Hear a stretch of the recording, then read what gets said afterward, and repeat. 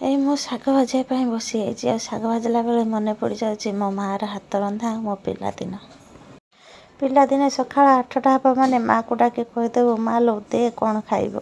ଆଉ ମୋ ମା ସକାଳୁ ପଖାଳ କଂସା ବାଢ଼ି ଆଣିକି ଶାଗ ଭଜା ଦେଇଦିଏ, ଦେଇକି ଡାକ ପକାଇଦିଏ, ମା ଲୋ ଆ ଖାଇବୁ। ମୁଁ ସାଙ୍ଗେ ସାଙ୍ଗେ ଦୌଡ଼ି ଆସିକି ଚେକା ମାଡ଼ି ବସି ସବୁ ପଖାଳ ଖାଇଦିଏ। ଆଉ ଖାଇସାରିକି ପୁଣି ଖେଳିବା ପାଇଁ ପଳାଏ। ସାଙ୍ଗମାନଙ୍କ କତିରେ ପହଞ୍ଚି ଯାଇ ମୁଁ ଖେଳ ଆରମ୍ଭ କରିଦିଏ। ଆଉ ସେତେବେଳେ ଖେଳ ଡାଙ୍ଗଡିଆଣି, ପୁଚି, କଟା, ଏମିତି ବହୁତ ପ୍ରକାରର ଖେଳ ସାଙ୍ଗମାନଙ୍କ ସହିତ ବହୁତ ଖେଳି ଫେରିଲା ବେଳକୁ 12ଟା ହେଇଯାଏ। ମୋ ମାଆ ଡାକେ, ମାଆଟା ତୁ ଗାଧେଇବୁନି କି? ମୁଁ କହେ ହଁ ଠିକ୍ ଅଛି, ମୁଁ ନଈକି ଯାଉଛି ଗାଧେଇକି ଆସିବି। ତ ମୁଁ ସାଙ୍ଗମାନଙ୍କୁ ଫେରେ ସାଙ୍ଗ କରେ, ଆଉ ସାଙ୍ଗ ହେଇକି ନଈକି ପଳେଇ ଯାଉ ଗାଧେଇବା ପାଇଁ। ନଈରୁ ଗାଧେଇ ପାଧେଇ ଆସିଲା ବେଳକୁ ମୋ ମାଆ ପୁଣି ଥରେ ରୋଷେଇବାସ କରିକି ରଖିଦେଇଥାଏ, ସିବା ଖାଇମୁ। ମୁଁ ଆଜି ଭାବୁଛି କୁଆଡ଼େ ଗଲା ସେ ପିଲାଦିନ, କୁଆଡ଼େ ଗଲା ମୋ ମାଆ ହାତ ରନ୍ଧା ଶାଗ ପଖାଳ।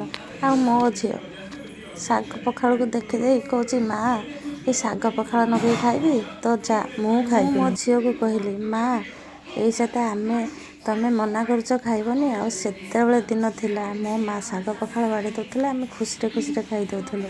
ସାଙ୍ଗମାନେ କମେଣ୍ଟ କରି ଜଣାଇବେ କିଏ କିଏ ଖାଇଛନ୍ତି ମାଆ ହାତ ରନ୍ଧା ଶାଗ ପଖାଳ।